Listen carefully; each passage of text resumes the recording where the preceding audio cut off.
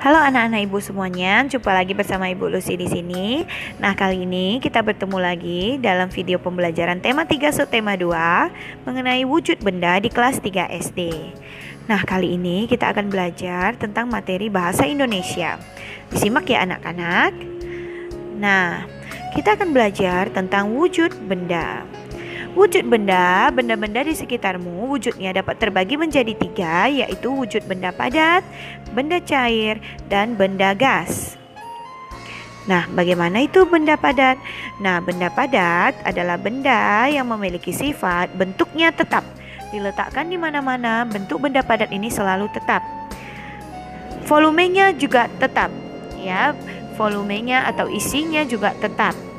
Nah, apa contoh bentuk benda padat itu, anak-anak? Benda padat contohnya misalnya meja dan kursi, lalu ada ember, lalu ada tas, pensil, penggaris, penghapus, buku. Nah, misalnya ya, kita meletakkan sebuah pensil di dalam sebuah ember berisi air. Bagaimana bentuk pensilnya? Bentuk pensilnya tetap, ya kan? Volume pensilnya juga tetap, ya kan? Pensilnya tidak bertambah berat, tidak bertambah ringan.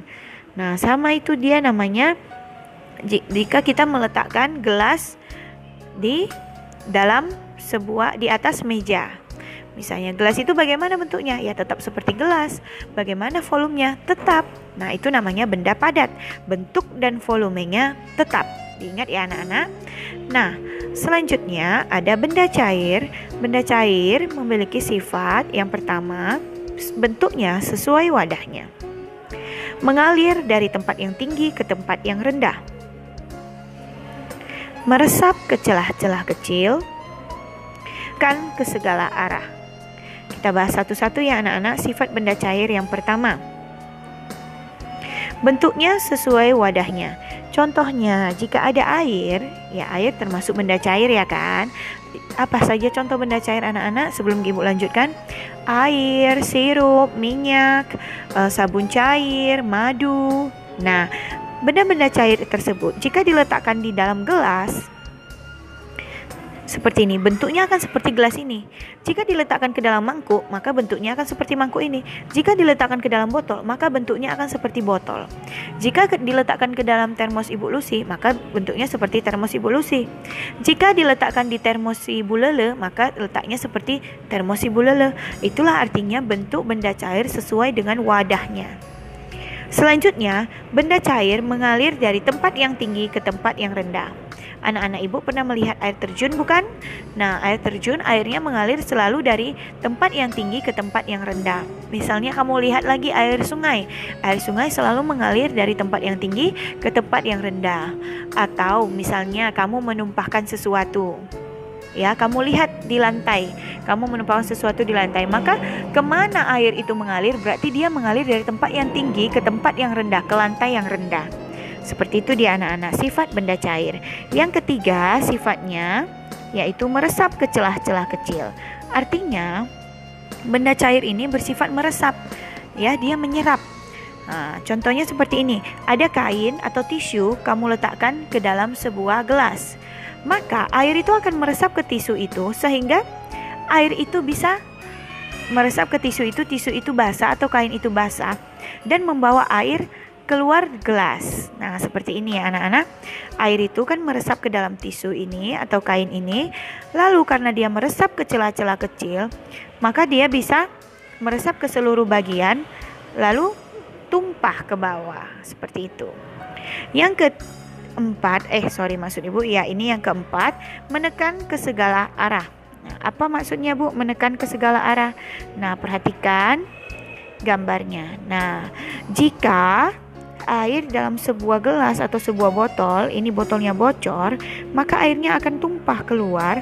Karena apa? Sifat air itu menekan ke segala arah. Seperti itu dia anak-anak ibu. Sehingga airnya keluar dari segala arah. Itu dia tentang sifat-sifat benda cair. Bagaimana dengan sifat-sifat benda gas? Yang pertama, bentuknya sesuai dengan tempatnya, hampir sama dengan benda cair ya anak-anak. Yang kedua, menempati ruang. Yang ketiga, menekan ke segala arah. Nah, bentuknya sesuai tempatnya. Kamu bisa melihat anak ini sedang meniup balon.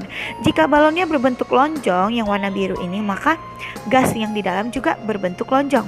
Jika balonnya berbentuk bulatan seperti ini, maka gas yang ada di dalam juga berbentuk seperti ini. Jika bolanya berbentuk seperti yang warna merah ini, maka bentuk gas di dalamnya juga seperti itu. Ya, jika bentuk dia mengisi benda gas itu ke dalam ban sepeda, maka bentuk gas yang ada di dalam sepeda itu benda gasnya seperti ban sepeda. Nah, menempati ruang artinya benda gas itu menempati segala ruangan. Contohnya yang kita tiup balon ini tadi, ya, benda gas itu menempati ruangan yang ada di balon. Nah, benda gas tadi menempati ruangan yang ada di dalam ban. Nah, seperti itu anak-anak ibu.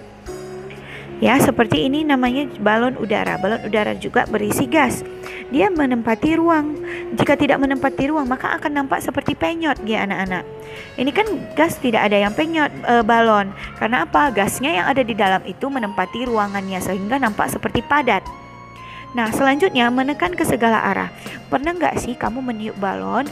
Kamu tiup terus sampai balon itu membesar dan tiba-tiba bisa pecah. Nah, itulah bukti bahwa sifat gas itu adalah menekan ke segala arah. Jadi benda gas yang kamu tiupkan tadi menekan ke segala ujung balon, ke segala permukaan balon, sehingga makin ditiup dia makin menekan. Nah, hampir sama dengan tadi air tadi, ya kan anak-anak ibu? Jika dia dibolongin, dia akan tumpah karena dia menekan ke segala arah. Nah, seperti itu dia sifat-sifat benda gas. Apa saja sih contoh benda gas anak-anak? Contoh benda gas itu apa? Udara, ya, angin, ya, gas LPG yang ada di rumah kita untuk memasak itu. Lalu ada apa itu namanya? Kentut. Nah, kentut juga benda gas. Nah, itu dia anak-anak ibu contoh benda gas dalam kehidupan sehari-hari. Nah, sekarang yuk kita berlatih di bukumu halaman 62. Di situ ada beberapa pertanyaan. Kamu dapat menjawab pertanyaannya dengan melihat benda yang ada di sekitarmu, benda yang ada di rumahmu. Lalu kamu jawab pertanyaan yang pertama.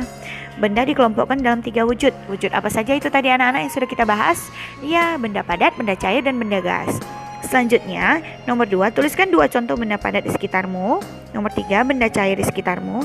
Nomor 4, contoh benda gas di sekitarmu. Kamu lihat dari benda-benda yang ada di sekitarmu ya anak-anak. Nah, selanjutnya untuk lebih memahami tentang sifat benda padat, kamu dapat mempraktikkan halaman 82 sampai 83 di rumah bersama saudara atau orang tuamu. Ini cukup gampang kok praktiknya anak-anak. Yang pertama, misalnya di sini ibu melihat ada bahan yang dibutuhkan ember, gelas, dan kantong plastik. Jadi kamu masukkan benda yang kamu kumpulkan. Misalnya kamu kumpulkan beberapa benda yang ada di sekitarmu, misalnya pensil, penggaris, buku, sendok, gelas. Nah, kamu letakkan di ember. Bagaimana bentuknya? Nah, kamu dapat mengisi tabel ini ya anak-anak. Nah, jadi nanti yang kamu tulis di buku latihan adalah tabel ini ya. Lalu yang kamu praktekkan ini kamu rekam atau kamu foto ya. Kamu saat melakukan praktek ini kamu foto atau kamu rekam, dan hasilnya ini yang ada di kotak ini kamu tulis di buku latihan. Nanti fotonya dikirimkan ke ibu. Nah, selanjutnya untuk lebih memahami tentang sifat benda cair, kita juga praktik lagi. Nah, di sini benda-benda praktiknya cukup gampang anak-anak, ada di sekitar rumah kita, air dan minyak goreng, ember, gelas, dan kantong plastik. Tinggal kamu ikuti langkah-langkah percobaannya yang ada di halaman 89 sampai 90. Lalu kamu isi tabelnya. Misalnya yang pertama, air. Nah, air bentuknya sesuai wadah tidak? Nah, tinggal kamu checklist. Dapat bentuknya tetap. Tinggal kamu isi, diberi tanda benar atau tanda salah gitu. Ya anak-anak, atau tanda kurang seperti ini. Ya, jadi ini juga saat melakukan praktiknya kamu rekam atau kamu foto ya. Ini tabelnya ditulis di buku latihan ya anak-anak ibu. Nah, satu lagi tentang sifat benda gas, praktiknya di halaman 94 dan 97 ada 2 praktik. Bisa kamu praktikkan bersama orang tua atau saudaramu di rumah atau teman tetanggamu. Boleh ya.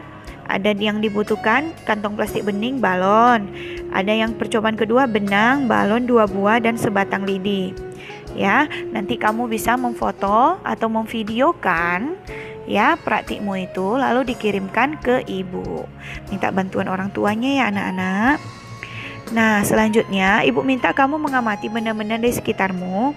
Lalu isilah tabel berikut ini ya. Tabel yang ada di sini diisi nama benda, misalnya lokasinya di rumah misalnya. Benda yang diamati apa saja, tulis. Misalnya kamu amati meja, kursi, televisi misalnya. Nah, lalu ditulis di sini meja. Bahan pembentuknya apa? Terbuat dari apa mejamu di rumah? Misalnya kayu. Wujudnya apa? Padat, cair atau gas?